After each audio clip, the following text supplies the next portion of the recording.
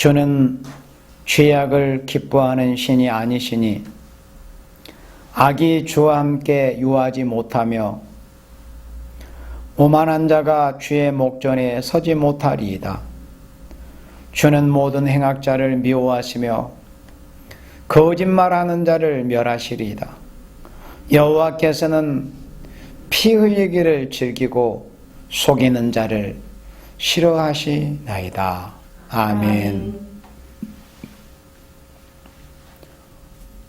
오늘 복된 주님의 날, 여러분들에게 전할 말씀은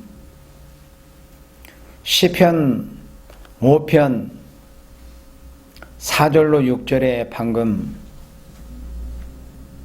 읽은 말씀대로 우리 하나님께서는 하나님의 목전에 악한 자, 악인, 또 5절에 오만한 자, 또 모든 행악자, 그리고 6절에 거짓말하는 자, 속이는 자, 이런 자들을 하나님은 싫어하신다는 것을 말씀을 했습니다. 그래서 오늘 이 시간에는 공산 정권의 기만에 대해서 우리가 사실 위주로 몇 가지를 살펴보고자 합니다. 그래서 오늘 말씀은 기만 정책에 속지 말라, 기만 술책에 속지 말라,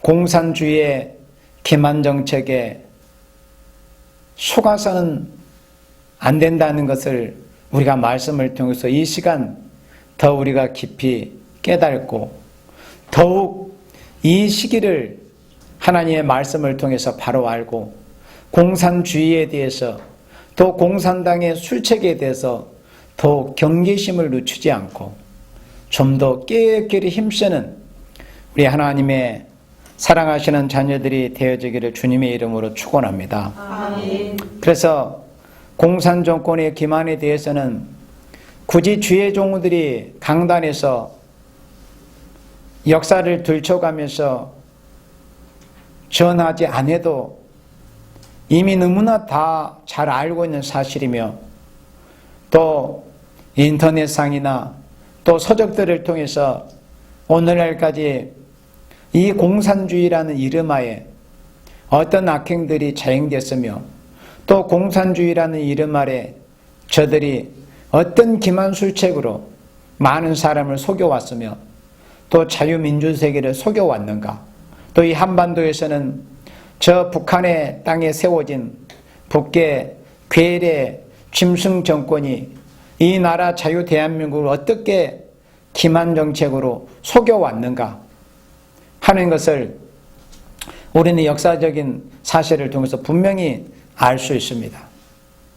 그래서 먼저 우리가 잘 아는 1572년 7월 4일 날 남북 공동성명을 발표하는 일이 있었습니다.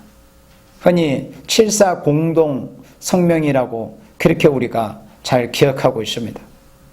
이때 남과 북이 이제 공동성명을 발표를 했는데 남쪽에서는 이울학이라는 정보부장과 또 북쪽에서는 김일성 동생 김용주라는 자가 있었습니다. 이제 명색이 부주석이라고 하는 이름을 달고 있었는데 그런 자들의 이름하에 세 가지 이제 합의문을 발표했었습니다. 지금도 그 합의문을 보면은 참 웃기는 합의문이었습니다. 그러니까 그때 당시도 얼마나 이 협상하는 자가 이 북계의 기만 정책에, 기만 술책에 얼마나 그렇게 넘어갔었는가를 다시금 우리가 되새겨 볼 필요가 있습니다. 그래서 7.4 공동성명에 있어서 크게 세 가지의 이제 성명을 발표했는데, 첫째는 자주적 통일이라고 했습니다. 이 자주적 통일이라는 것이 여태껏 수십 년 동안 이 북계 정권이 주장해 왔던 거거든요. 외세는 배격하고 우리 민족끼리 스스로 통일하자. 그리고 두 번째는 평화적인 방법이어야 한다. 공산주의자들도 말로는 또 대내적으로는 평화를 말을 합니다. 그리고 세 번째는 사상과 이념을 초월해서 민족적 대단결을 도모하자. 뭐 이렇게 거창한 이런 7.4 공동성명을 발표했었습니다. 그런데 오늘 이제 여러분들에게 소개하고 전하고자 하는 말씀은 바로 이 땅 위 표면적으로는 수면 위에서는 겉으로 뭐 남북이 평화하는 것 같고 저 북괴 정권이 평화하는 것 같고 평화를 원하는 것처럼 이렇게 협상 테이블에 나오지만은 실상은 그 물밑에서는 무슨 짓을 하고 있었는가? 이것을 역사적으로 몇 가지를 여러분들에게 다시금 우리가 되새김자는 의미에서 소개를 해볼까 합니다.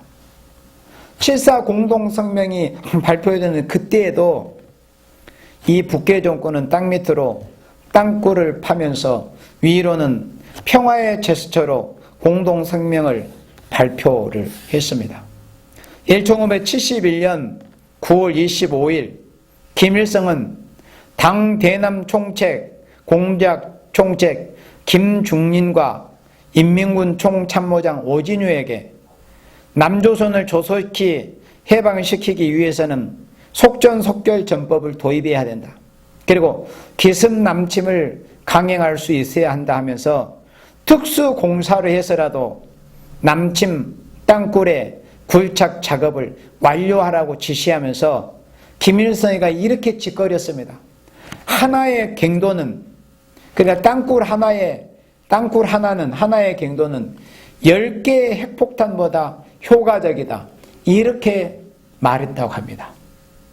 그러니까는 수십 년 동안 이 북한 정권, 북괴 정권이 뭐 제1 땅굴로부터 제4 땅굴까지 이렇게 발견돼가지고 지금 많은 사람들이 자유롭게 가서 볼 수 있는 이런 상태가 되지 않았습니까? 그 외에도 발견된 게 이제 4개인 것 뿐이지 그 외에도 아마 엄청나게 있을 겁니다. 우리 측에서 발견을 하지를 못하고 또 명백한 그런 증거가 나왔음에도 불구하고 그걸 제대로 시추하지 않고 발견을 하려고 하지 않는 이런 모습들을 우리가 수년 동안도 보아왔었습니다. 그래서 겉으로는 7.4 공동성명, 또 남북이 자유롭게 그것도 외세를 배격하고 자유롭게 우리가 우리 민족끼리 자주적으로 통일을 하자, 이런 평화의 제스처를 하고 있었지만은 땅 밑으로는 땅굴을 쉼없이 파면서 이 자유 대한민국 세계를 적화하려고 하는, 침하고자 하는 이런 침략을 중단하지를 않았습니다. 그런데 1995년 12월 한반도 에너지 개발기구 캐도와 북한 간 경수로 공급 협정이 체결이 돼서 경수로 사업이 진행이 되고 있을 때에도 북괴는 고농축 우라륨 핵 프로그램 개발을 여전히 진행을 하고 있었다는 것이 밝혀졌습니다.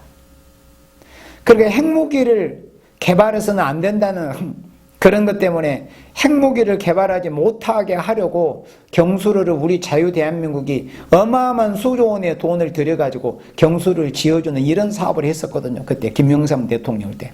그런데 그 밑에서는 여전히 핵 고농축 우라륨 핵 프로그램 개발을 진행을 하고 있었던 거예요. 이 녀석들이.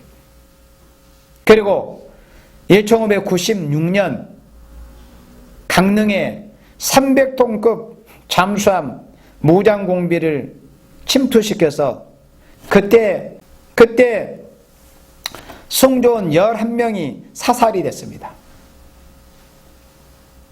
잠수함 안에서 자초의 책임을 물어서 그 공작조가 사살을 해버린 거예요.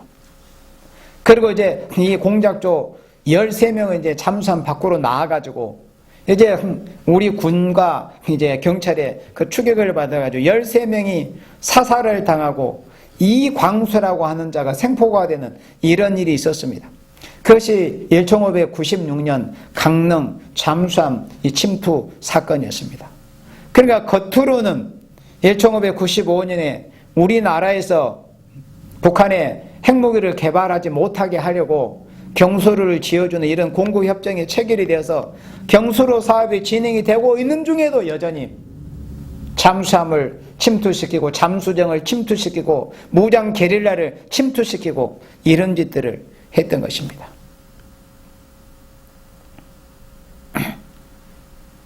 그 다음에 유명한 현대 정주영 회장이 소떼를 이끌고 방북하는 일이 있었습니다.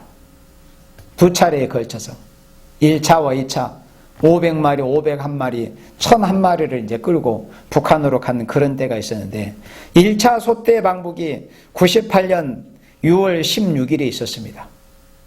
1998년 김대중 정권 때 6월 16일 날 그때 500마리를 끌고 올라갔습니다. 그 날이 98년 6월 16일이었는데 98년 6월 22일 날 속초시 동쪽 11.5마일 그러니까 18km 최점 우리 영에서 북한의 6호급 잠수정 1척이 우리 어선이 쳐놓은 꽁치잡이 그물에 걸려 표류를 했습니다.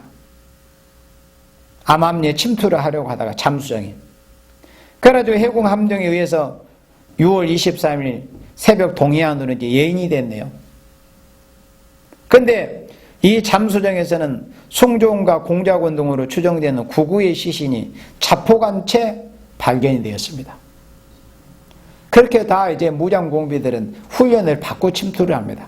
행여라도 잡히게 될 생포될 위험에 처하게 되면은 또 뭐 작전이 실패하면은 너희들은 살아서 돌아올 생각을 하지 말고 자폭해라. 이런 훈련을 받고 침투를 했었는데 그것도 그물에 걸려가지고 어찌하지를 못하다가 이제는 잡히게 생겼거든요. 그러니까는 그 안에서 그냥 9명이 자폭을 해버렸습니다. 4월 27일 남북의 우두머리들이 판문점 평화의 집에서 평화협상을 한다고 만났습니다. 그런데 이번에도 이 조선일보 보도에 이런 보도가 있었습니다. 남북회담을 앞두고 북한 해커 조직 히든코프라가 한국 소비자원 등에 대한 대규모 해킹 공격을 시도했다고 조선일보가 보도를 했습니다. 국정원은 지난 3월 31일 북한 해커그룹 히든코프라가 소비자원을 비롯해 공정거래위원회 산하기관들의 웹사이트를 해킹 공격했다. 그런데 이 히든코프라라는 이 해커그룹은 작년 2017년에도 그 워너클리너 사태로 전 세계 30만 대의 컴퓨터를 마비시킨 그런 전력이 있습니다. 그러니까 겉으로는 4월 27일 판문점 자유의 집에서 그 평화의 집에서 남북의 우두머리들이 모여서 평화협상을 한다고 했잖아요. 그런데 그 평화협상을 앞두고 남북이 정상회담을 앞두고 이제 서로 간의 적대적인 행위 중단을 논의하고 있는 그런 시점에서도 북계는 뒤로는 해킹 시도를 했다는 거예요. 그러니까 이 공산주의, 공산당은 절대 믿을 수 없다는 거. 공산주의라고 하는 것은 공산당은 거짓이라는 것이 진리입니다. 공산주의는 거짓 자체입니다. 그런데도 어리석게 그걸 알지를 못하는 거예요. 그리고 2011년 4월 12일 그때 아마 여러분들도 어렴풋이 기억을 할 겁니다. 그때 얼마나 불편함을 다 겪었을 것입니다. 농협 전산망 자료가 대규모로 손상이 돼서 사흘 동안 금융 서비스가 중단이 되는 정말 사상 초유의 사태가 있었습니다. 이런 짓들을 전부 이 북해 해킹 그룹이 했었습니다. 그리고 2013년 3월 20일 정말 이 사이버 공격이라는 것이 얼마나 참 가공할 만한 위력을 가졌는가 하는 것을 2013년 3월 20일에 확인할 수 있었는데 그때는 KBS, MBC, YTN 뭐 이런 언론사, 방송사를 비롯해서 신한은행, 뭐 농협을 비롯한 금융기관에서 32,000대에 달하는 컴퓨터의 하드디스크가 다 파괴가 돼버렸습니다. 그러니까 하드디스크까지 파기가 돼버린 거예요. 지속적으로 이제 하드디스크에 클릭하게 하는 이런 이제 그 바이러스를 심어 놓은 거죠. 이로 인해서 공격을 받은 방송사들은 방송의 차질을 빚었으며 금융기관들의 거래가 한동안 중단이 됐었습니다. 그때 실제로 우리가 생각해 보면 방송들이 그때 원활하게 방송의 대제를 안 했었습니다. 그리고 그것으로 끝난 게 아니에요. 2016년 2월 방글라데시 중앙은행이 뉴욕 연방준비은행에 예치하고 있던 1억 100만 달러, 그러니까 우리나라 돈으로 한 1,000억 원이 넘는 이런 돈이었죠. 1억 100만 달러가 해킹으로 인해서 도둑맞은 사건이 있었습니다. 그게 나중에 알고 보니는 북계 저것들이 그렇게 해킹을 한 겁니다. 그래가지고 800억 원 정도는 챙겨가는 그런 일이 있었습니다. 그러니까 겉으로는 평화를 하면서 뒤로는 땅 밑으로 물 밑으로는 이런 짓들을 하는 녀석들이 바로 북계 공산 집단이다. 북계만 그런 게 아닙니다.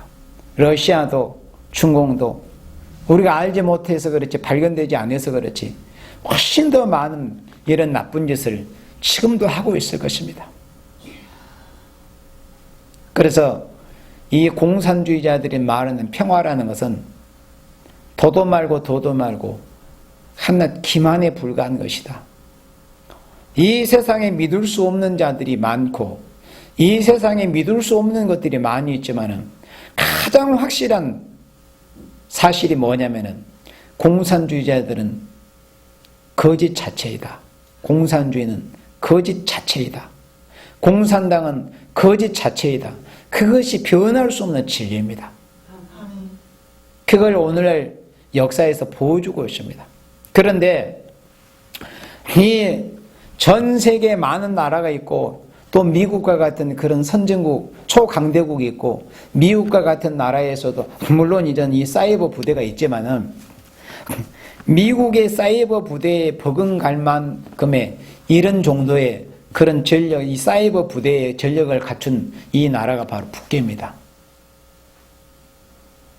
농협 전산망 마비, 방송국 마비, 전에 그리고 오늘은 몇 가지 사례만 말했지만은 잊어버리면 하면 디도스 공격이라 그래가지고 얼마나 전 세계 많은 이 컴퓨터들을 공격하며 사람들을 불편하게 했습니까?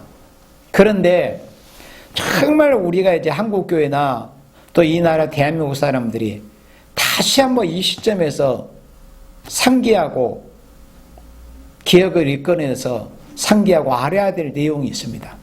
그게 뭐냐면은 도대체 저 정말 먹고 살기도 힘든 저 가난한 나라, 저 북한 정권, 저 북계 정권이 어떻게 해서 저렇게 위력적이고 가공할 만한 이 해킹 부대를 키워냈는가? 이걸 이 시점에서 이 나라 대한민국 국민들과 한국교회는 이제 바로 알아야 됩니다. 북계 해킹 부대는 과연 누가 저렇게 키웠는가? 자라나게 했는가? 자양분을 공급을 했는가? 자, 제가 오늘 말씀을 전하려고 그 신문 인터넷에서 신문을 한번 검색을 해봤어요. 그랬더니 동아일보 2001년 3월 18일 6시 21분 기사에 이런 기사가 떴습니다. 동아일보 2001년 3월 18일 18시 21분 기사입니다. 이런 제목입니다. 평양 정보과학기술대학 남북 공동으로 세운다. 그러니까 제 말을 하는 게 아닙니다. 언론에 보도된 내용을 제가 글자 그대로 지금 읽는 것입니다. 평양 정보과학기술대학 남북 공동으로 세운다. 남북한이 공동으로 북한의 정보화를 이끌 인력을 양성하는 평양 정보과학기술대학을 설립, 내년부터, 그러니까 내년이면 2002년을 말하는 것이죠. 내년부터 남한 교수진이 북한 학생을 가르치게 된다. 남북 분단 이후 학자들이 교류한 적이 있지만 남북이 공동으로 대학을 설립하기는 이번이 처음이다. 이는 지난해 남북 정상회담 이후, 그리고 2000년 남북 정상회담이 있었죠. 지난해 남북 정상회담 이후 정부가 북한 측에 정보과학기술 분야 협력 대학을 개설하자고 제의한 데 따른 것이다 그랬습니다. 남북 정상회담 이후에 대한민국 정부가 북한 측에 정보과학기술 분야 협력 대학을 개설하자고 그렇게 제의를 했다는 건 먼저 남쪽 정부에서, 정북 정권에서, DJ 정권에서. 사단법인 동북아 교육문화협력재단 이사장 곽선희, 대표이사 오카눔, 김진경은 가로 닫고 18일 평양에 평양 정보과학기술대학을 설립하기로 북한 측과 합의했다고 밝히고 북한 교육성의 설립 허가서 및 총장 임명장 등을 공개했다. 이것이 2001년 3월 18일 동아일보 기사입니다. 그 다음에 또 같은 날 동아일보 2001년 3월 18일 19시 19분 기사입니다. 교육평화정보과기대 설립, 이런 날에 김진경 초대 총장, 이제 김진경 평양과학기술대학 초대 총장으로 내정된 사람과 이제 기자가 일문일답을 하는 기사 내용이 실렸습니다. 자, 이렇게 기자가 질문합니다. 설립 및 운영 재원은 어떻게 마련하나? 이런 질문을 한 거죠. 어떻게 평양과학기술대학을 설립하며 평양과기대 운영은 어떻게 합니까? 이렇게 물어봤다는 것이죠. 그러니까 이렇게 김진경 초대 총장이라는 사람이 이렇게 대답을 합니다. 북한이 용지를 제공한다. 땅은 당연히 북한 땅에 세우니까 뭐 북한이 땅을 내줘야 되겠죠. 북한이 용지를 제공한다. 1,000억 원의 설립 재원가, 1,000억 원. 연간 50억 원 가량, 매년 그러니까 50억 원 가량의 운영비는 동북아 교육문화협력재단이 맡기로 했다. 동북아 교육문화협력재단을 방금 소개한 대로 동북아 교육문화협력재단의 이사장이 곽선희 목사였습니다. 그리고 대표이사가 오카눔 목사입니다. 또 김진경 목사입니다. 여기에도 신문에 보도되지 않았지만 여기에 어떤 명의로 각 직책이 부여돼서 이름이 올라있는 그런 한국교회 목사들이 여러 사람이 있습니다. 그러나 지금 이 기사라면 이제 그런 사람들의 이름이 다 보도되지는 않았습니다. 대표적인 사람들만 보도됐었죠. 그리고 설계와 시공은 남한 측이 한다. 이렇게 합의했다는 것을 이제 기자와 인터뷰 도중에 이렇게 김진경 총장이라는 사람이 이렇게 답변을 해준 겁니다. 이런 기사가 2001년 3월 18일 19시 19분자로 올라와 있습니다. 이게 사실입니다. 그러니까는 오늘날 전 세계에 마치 그 가상 공간에서 해적지를 일삼는 이 북계 해킹 그룹이 지금껏 전 세계 많은 전산망에 위협이 되고 있는 저런 어마어마한 가공할 만한 위력을 발휘하는 저런 해적단으로 만들어지기까지 누가 과연 지원을 했으며 자양분을 공급을 했는가? 바로 한국교회라는 곳에서 그랬다는 겁니다. 정복 정권 하에서 한국교회라는 곳에서, 그것도 하나님을 섬긴다고 하는 이름을 가진 목사라는 직분을 가진 이런 자들이 주도해서, 그렇다면은 소위 남한의 교회라는 곳에서 세워줬으면은 일반 민간단체도 아니고 정부 차원도 아니고 교회 차원에서 세워줬다면은 어떤 모습이 보여져야 돼요? 교회에서 세워진 대학이니까. 자유대한민국이나 세계도 기독교 신앙의 어떤 그런 이 신앙에서 세운 이 학교나 교회나 대학이 세계적으로 많이 있잖아요. 우리 자유대한민국도 미션 스쿨이 얼마나 많이 있습니까? 다 그곳에서 학생들이 함께 모여서 예배도 드리고 또 성경 공부도 하고 이렇게 하잖아요. 그렇다면은 최소한 소위 남한의 교회라는 곳에 세워줬으면은 하나님을 모시는 학교가 돼야 되지 않습니까? 한국 교회에서 세워줬으니까 평양 과기들을. 그런데 평양 과학기술대학원에는 김일성 주체사상탑이 세워져 있어요. 소위 말하는 영생탑이 세워져 있습니다. 인터넷에서 검색하면 잘 볼 수 있을 겁니다. 한국교회에서, 그러면 한국교회에서 평양과학기술대학을 세워줄 때 그 돈이 어디서 나왔겠어요? 성도들의 주머니에서 헌금으로 들여진 돈이 아닙니까? 헌금으로. 하나님 앞에 거룩하게 하나님의 이름의 영광을 위해서 사용되기를 바라고자 하는 그런 중심으로 성도들이 땀 흘리고 힘들게 고생해서 주의 재단에 헌금으로 드린 그 돈이 김일성 주체사상탑이 세워지고, 그리고 평양과학기술대학 안에 그 학생들의 공부하는 그 교실 안에 보면은 버젓이 김일성, 김정일 그 초상화가 나란히 걸려 있습니다. 그런 학교를 누가 말의 학교지 세계 해적 집단을 양성하는 곳이 됐습니다. 해적단을 양성하는 곳이 바로 평양과학기술대학입니다. 그 학교를 바로 대한민국 교회에서 세워졌다는 이 사실을 우리가 이 시점에서 다시 상기해야 됩니다. 그러니 전산망 공격으로 인해서 금융기관이 어려움을 당하고 또 언론사가 어려움을 당하고 이런 불편이 도대체 어디에서부터 근원이 돼서 이런 일을 당했는가 하는 것을 이제라도 대한민국 국민들이 좀 눈을 부릅뜨고 길을 열어서 바로 알아야 됩니다. 정말 회개치 않으면 하나님의 큰 진노 심판이 기다리고 있을 겁니다. 이 나라 대한민국 교회라는 곳에, 그것도 교회의 지도자라는 사람들부터. 그래서 요한계시록에 3대 화가 있는데 첫째 화는 하나님의 종된 자로부터 시작이 된다는 것을 요한계시록에서는 말씀을 한 겁니다. 우리 요한복음 8장 44절 말씀을 보도록 합니다. 요한복음 8장 44절. 너희는 너희 아비 마귀에게서 났으니 너희 아비의 욕심을 너희도 행하고자 하느니라. 저는 처음부터 살인한 자요 진리가 그 속에 없으므로 진리에 서지 못하고 거짓을 말할 때마다 제 것으로 말하나니 이는 저가 거짓말장이요 거짓의 아비가 되었음이니라. 예수님께서 이 땅에 초림주님으로 오셨을 때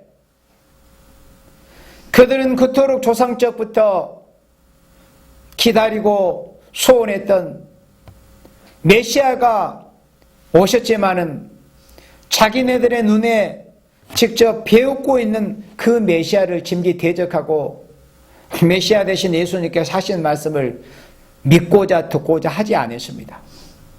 그때 예수님께서 유대인에게 이렇게 말씀하셨습니다. 너희는 너희 아비, 여기서 너희는 유대인을 가리킵니다. 그때 당시에는 육적 이스라엘, 육적 유대인들에 대해서 예수님이 말씀하셨습니다. 지금 이 시기는 요한계시록 2장에 예수님께서 빌라델비아 교회에게 하신 말씀처럼 자칭 유대인, 그러니까는 이름은 예수를 믿는다고 하지만은 사실은 사단의 해, 마귀 때에 불과한 자칭 유대인, 예수 믿는 영적 이스라엘 중에서, 육적 이스라엘이 아닌 예수 믿는 영적 이스라엘 중에서 진짜 예수 믿고 예수를 바로 믿고 하나님을 바로 경외하는 참된 이스라엘 영적 유대인들이 아닌 하나님 인정해 주시지도 않는 자칭 유대인들에게 대해서 예수님께서 말씀하셨습니다. 초림주님으로 오셨을 때 예수님 눈앞에 보여지는 유대인들에게, 육적 유대인들에게 이렇게 말씀하십니다. 너희는 너희 아비 마귀에게서 났다. 유대인들은 분명 혈통적으로는 우리 믿음의 유상 아브라함의 자손이 틀림없었습니다. 그렇지만 예수님께서 평가하실 때는 혈통적으로는 아브라함의 자손이 불과했지 아브라함의 자손이었지만은 너희 아비 마귀에게서 났다고 그랬습니다. 너희는 그러니까 마귀 자식들이다. 마귀 새끼들이다. 유대인들에게. 그러면 이 시대에 똑같은 원리로 예수 믿는다는 이름은 가졌지만은 하나님이 미워하시고 하나님이 심판하시기로 작정하신 하나님이 없다고 하는 이런 사상에 터 위에 세워진 무신론 붉은 공산주의자들을 용납하고 저들과 친합하려고 하는 이런 세력에 대해서 예수님이 뭐라고 말씀하시겠어요? 오늘의 한국 교회에 대해서 너희는 너희 아비 마귀에게서 났다고 이렇게 말씀하실 겁니다. 예수님 초림 주님으로 오셨을 때 분명히 육정 유대인에게 이렇게 말씀하셨으니까요. 너희 아비 마귀에게서 났다. 이 시대의 영적 유대인, 영적 이스라엘이라고 하는 오늘의 교회들에게 주님이 이렇게 말씀하실 겁니다. 너희는 너희 아비 마귀에게서 났다. 마귀 자식들이라는 겁니다. 하나님의 백성이라고 따내는 자칭하는 유대인들, 이 시대에 하나님의 백성이라고 자칭하는 이스라엘 교회에 대해서 예수님이 이런 말씀하신다고 생각을 해봐. 그럼 다 그들이 인정하겠습니까? 우리는 예수님을 믿고 있는데 어찌하여 우리에게 마귀 자식들이라고 하십니까? 그것은 너희의 생각일 뿐이다. 누구의 판단이 옳습니까? 자칭 유대인들의 판단이 옳습니까? 우리 구주 되시는 예수님의 판단이 옳습니까? 너희 아비 마귀에게서 났으니 너희 아비의 욕심을 너희도 행하고자 한다. 너희 아비가 누굽니까? 마귀입니다. 마귀의 욕심을 자칭 유대인이라고는 너희들도 행하고자 하는구나. 오늘 이 시대의 교회들에게 말씀하십니다. 오늘 이 시대의 한국교회에게 하나님의 말씀하시는 거예요. 너희 아비, 그러니까 마귀, 너희 애비인 마귀의 욕심을 너희들도 행하고자 하느냐? 이렇게 말씀을 하신 것입니다. 저는 처음부터 살인한 자요. 진리가 그 속에 없으므로. 그러니까 너희 아비 마귀의 그 이력을 말씀하는 겁니다. 저는 처음부터 가인의 마음속에 들어가서 가인으로 하여금 형제를 죽이게 하는 처음부터 살인한 자다. 진리가 그 속에 없으므로 지위에 서지 못하고 거짓을 말할 때마다 제것으로 말하나니 마귀의 속성이라는 것은 입만 열면 거짓말합니다. 진리에 서지를 못합니다. 진리가 그 속에 없기 때문에 마귀는 진리가 그 속에 없습니다. 그러니 진리에 서지를 못합니다. 그러니 일만 열면 무슨 소리하면 그것이 전부 다 100% 거짓입니다. 진실인 양 말하는 것도 사실은 거짓을 위해서 하는 것뿐이지. 그러니까 공산주의자들이, 마귀떼들이, 거짓 선지자들이 또 저 붉은 짐승에서의 공산주의자들에게 뭘 학교를 지어주고 뭘 지원해주고 이렇게 하는 음료화된 교회들이 90%, 99%의 진실을 말한다고 할지라도 그 중에 1%의 거짓이 있다면 그 1%의 거짓을 위해서 99%의 진실인 양 말을 하는 것뿐이라는 것을 분명히 알아야 됩니다. 이는 저가 거짓말장이요 거짓의 아비가 되었음이라 그랬습니다. 마귀는 거짓말장입니다. 마귀는 거짓말장이에요. 성경에는 붉은 공산주의 세력에 대해서 요한계시록에 짐승으로 묘사가 되었습니다. 그런데 요한계시록 13장 4절에서는 붉은 용이 저에게 권세를 줬다고 그랬습니다. 그 짐승에게 폐렴처럼 보이기도 하고 또 그 발은 곰의 발 같고 또 입은 그 이는 사자의 이 같다고는 공산주의의 그 속성을 짐승 괴물의 모습으로 보여주는데 그 짐승은 누구에게 권세를 받았느냐? 에베소서 2장 2절에 공중의 권세 잡은 붉은 용에게, 그래 붉은 용 잡아놓고 보니까 계시록 20장 2절에서 붉은 용을 잡아놓고 보니까 요 녀석이 옛뱀 마귀오 사단이었습니다. 그러니 이 붉은 짐승, 오늘의 공산주의, 공산정권은 누구에게 권세와 가마를 받았느냐?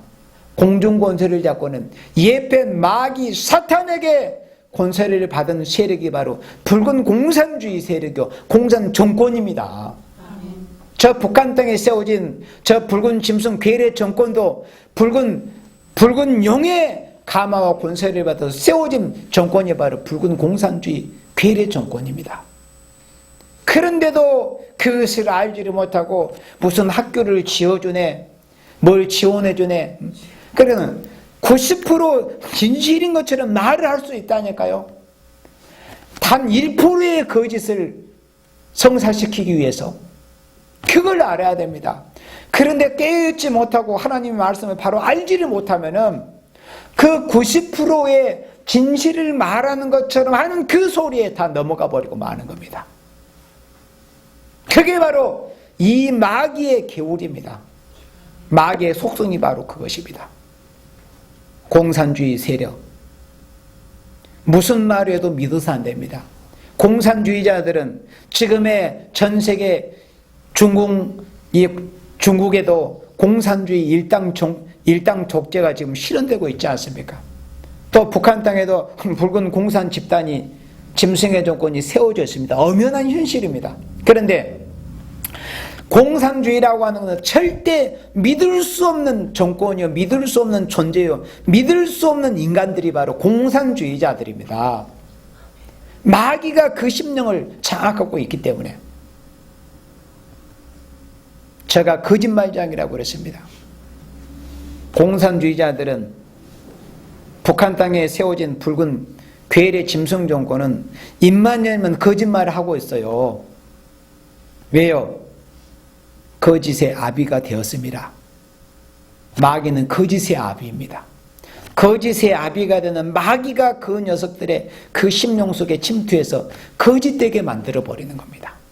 그래서 절대 믿어서는 안 된 것이 공산주의자들의 말, 공산정권의 말입니다. 그걸 알지를 못하고 한국교회와 한국교회 지도자들을 깨닫지 못함으로 인해서 평양에 가기술대학을 세워준 겁니다.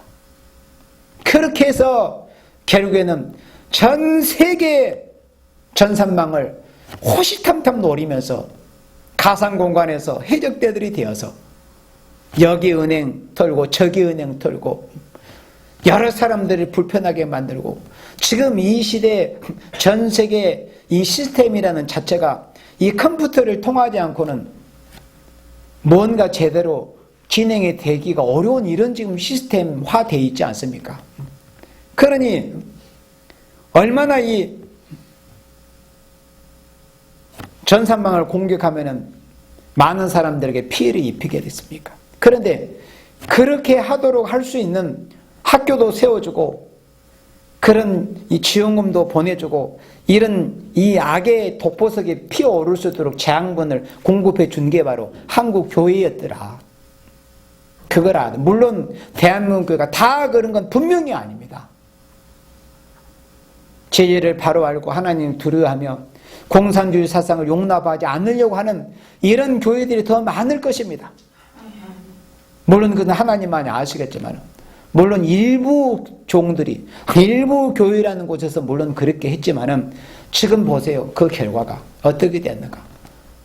4월 27일 허울 좋은 명분 좋은 남북 정상회담 그 물밑에서는 여전히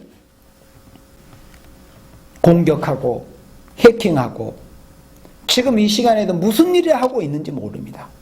그래서 절대 하나님께서 이 공산주의자들을 하나님의 능력, 하나님의 권세로 심판하시기 전까지는 절대 그 어떤 말, 어떤 평화적인 모습을 보일지라도 절대 믿어서는 안 된 것이 공산주의자들이며 공산주의자들이라고 하는 자들과 하는 평화협상입니다.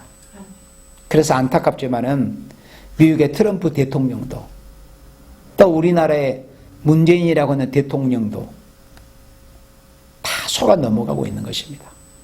어리석은 짓입니다. 믿을 사람, 믿을 대상이 따로 있지 공산주의자들이 믿고 공산정권을 믿어요. 그 자체가 마귀에게 도구화되어 있는 이런 집단이요, 이런 자들입니다. 그래서 마귀는 바로 거짓의 아비다. 이 마귀가 충동하고 마귀가 세워놓은 이 집단이 정권이 바로 공산 정권이다. 이것을 우리가 바로 알아야 됩니다. 그래서 거짓의 아비인 마귀의 세력, 곧 붉은 공산 세력과 친합하는 것이 얼마나 어리석은 것임을 우리가 바로 알고 우리는 이 나라 대한민국을 위해서 정말 힘써 기도할 때입니다. 공산주의자들과 평화 협상한다는 것처럼 어리석은 것이 없다는 것을 알아야 됩니다. 이 시대에 가장 어리석은 짓, 가장 어리석은 일이 뭐냐면은 바로 공산주의자들과 하나님이 없다고 하는 무신론 사상 이념을 가진 자들과 협상하고 타협하는 것입니다. 이것이 가장 어리석은 것입니다. 우리가 이 사실을 바로 알아야 됩니다.